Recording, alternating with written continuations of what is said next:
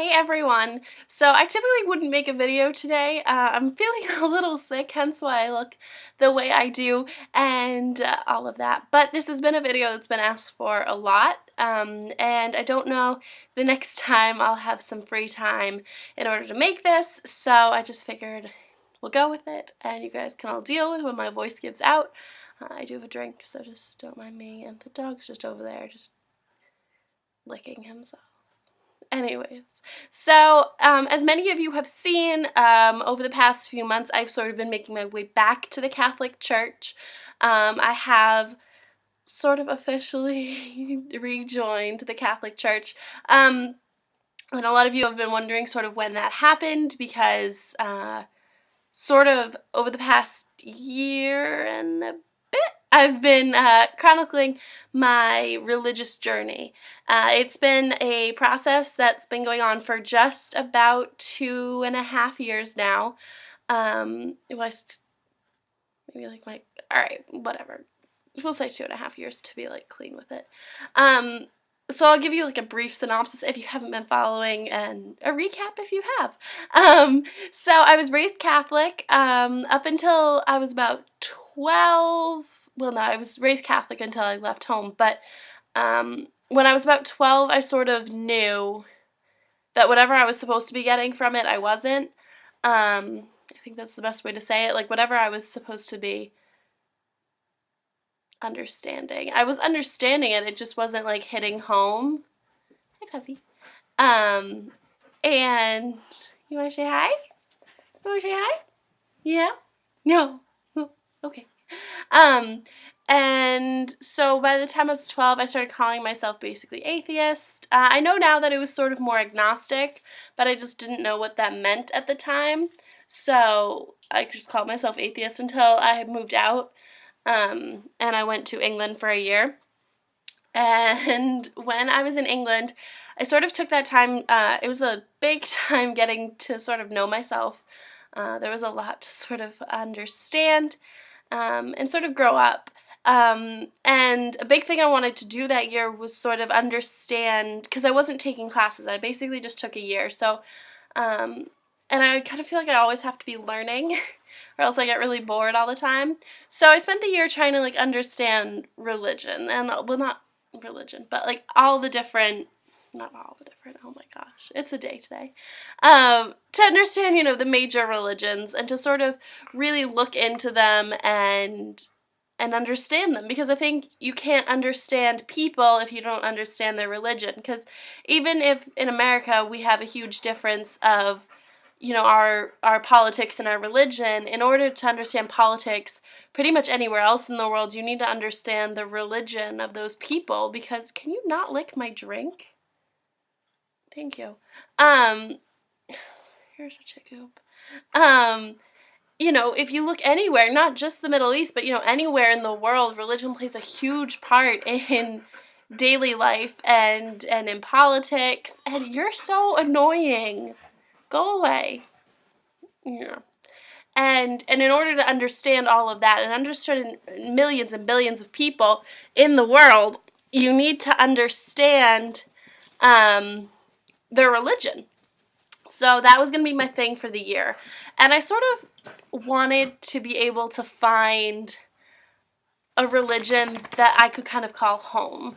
Especially in researching religion, I think you have you just develop such a passion and a desire to sort of feel what people who are passionate about their religion, you want to feel what they feel, because it's such an amazing thing, and the joy, like, radiates off of them, you know, when they're so excited about having this thing that's bigger than anyone. And I wanted that, and it just wasn't something that Catholicism had given me.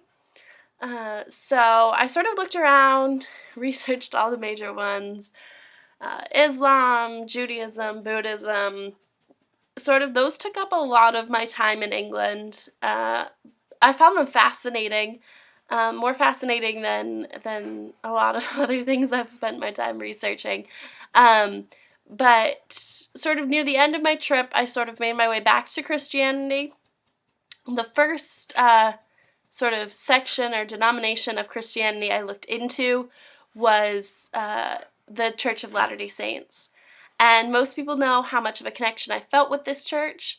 I still love this church. I have a lot of friends who have converted to the church and are very happy because of it. And I love the church. I love its traditions. I love the type of people that you meet when you go into one of those churches.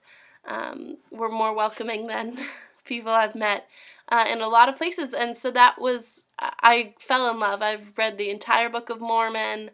I've been to a lot of Mormon services, and for a long time I considered converting, but I sort of began to fade away from the church after a little bit, whatever that may be the cause of. I think looking back now, perhaps I felt such a love for the church because it was like the first Christian denomination I looked at, sort of, and it was sort of coming home, and that was what it was. A lot of people know that I suffered with a lot of depression through my senior year of high school and a majority of my year in England. And it was when I was first sort of looking into the Church of Latter-day Saints that darkness sort of had a glimmer of light in it. And so I smile whenever I think about the church. It makes me feel very happy to think about the church because it brings me back to that time when I first sort of got hope. Because, I'd spent a year basically looking at all these other religions and just not finding that home feeling.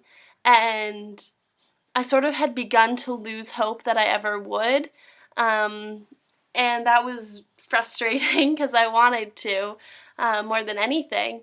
So when I kind of came back to Christianity, the Church of Latter-day Saints sort of always has a fond place with me because that was sort of the place where I first kind of got hope that maybe there was a place for me after all. So from there, I moved back home at that stage. My year abroad was done, so that required a summer at home, of which I spent trying to get back into the Catholicism, because obviously my family was still going to Catholic services, so I went to, and it was one of the most awful times of my entire life. I remember every single mass I was holding back tears, and it was the most uncomfortable, unpleasant, awful time. It was a really hard time to be there, and I couldn't figure out why. And I figured it was just the church and me. We just didn't get along, and that we just wasn't meshing, and that was fine. And I was gonna find somewhere else. And so then I went off to college. I dropped sort of my search for religion for about 2 months, and then I met a friend who introduced me to Elevation Church. Now, for those of you who have been around for a little bit, not that long, know that I love Elevation Church. I think it's a fantastic church that's doing fantastic things for people and the community. In North Carolina. I think it's doing amazing things, and I absolutely love Pastor Stephen more than anything, and a lot of people know that I spent months considering being baptized into the church, and I was pretty set on it. Then about April, middle of April, I started to... No, maybe I shouldn't start there. All right. So my thing with Elevation, that light, that glimmer of light that I got when I sort of looked into the Church of Latter-day Saints sort of diminished the summer I was home. But then when I went back to Elevation, that light multiplied by like 10. And I had kicked my depression, I was doing really good, happy and everything, and then there was this extra light coming from this religion and this church that I loved, and I loved the people, and I loved the feeling it gave me, and the sermons that Elevation gives are life-changing, and I will link my favorite ones down below because I totally suggest everyone, no matter what denomination of Christianity you are, to watch them because they are pretty like non-denominational for the most part. So you can kind of watch them. Elevation isn't non-denominational, but, the sermons can relate to any Christian, basically, no matter what. So about mid-April, I sort of realized that while I love Elevation, and I still do, it wasn't enough. And while I felt a sense of home at Elevation, it wasn't enough. And that was when I started to... I don't like talking about being gay all the time, but, it relates to so much stuff that, I can't not. So, whatever. And you guys ask about it all the time, so, I answer your questions, and I'm trying to just talk about it all the time. I began to realize I was gay.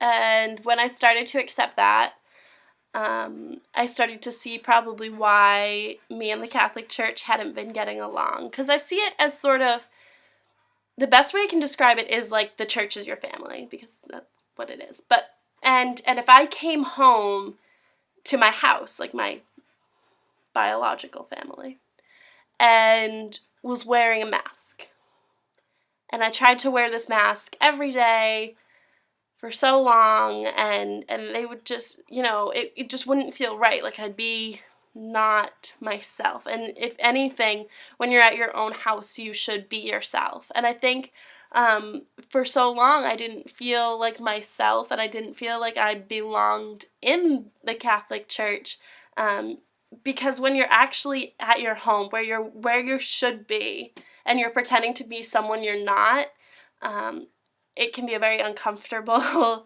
and tragic experience. And so I think that's what was going on, was that I was trying to hide who I was, and to stop being who I was, and convince myself I wasn't who I am. But, you can't be lying to yourself and try and find a connection with God at the same time. I think that's a very bad path to be on, and I don't think it's a very healthy path to be on. And hello, sweetie pie. So when I sort of came out, I went the week after I came out to my family and to everyone, because I basically did it in one fell swoop. The week after that, I went to a Wednesday morning mass, and it was the happiest day, because it was as though all of that uncomfortableness and all of the years of searching and wanting to find a home, I realized it was always there, and all I needed to be was myself, and I would feel at home in the church. And while I still obviously don't agree with some things going on in the church, and some things that the Catholic Church preaches, obviously, don't always sit well with me. But I think even when you're in your house with all your family, there are going to be can you stop? You are being so loud. There's going to be disagreements between family members, and you're going to have a healthy debate and talk about things and grow as people. So that's sort of it. That's my religious journey. My religious journey was tied with finding myself, being okay with myself, kicking my depression, and sort of opening myself up completely to my relationship with God. And through that, I am happier now than I ever have been before. I'm happy with myself and my relationship with God, and happy with everything. So it's a good time. So I know I said I would keep this brief, because who wants to hear about my religious journey for 15 minutes? I don't think so. Can you? Oh my gosh, this dog is crazy. So that's pretty much it. I don't really have much else to say. If you've got any questions, leave them below. Send them to my Ask, tweet me them, email me them, Snapchat me them, Instagram me, pretty much everything. I'll try and answer you. Other than that, have a good day. You want to come say bye? Come on. Come on. Come on. All right, well, bye from us. And we're going to try and make some more videos today, because I owe you guys a lot of them. So, yeah. All right. Have a wonderful day.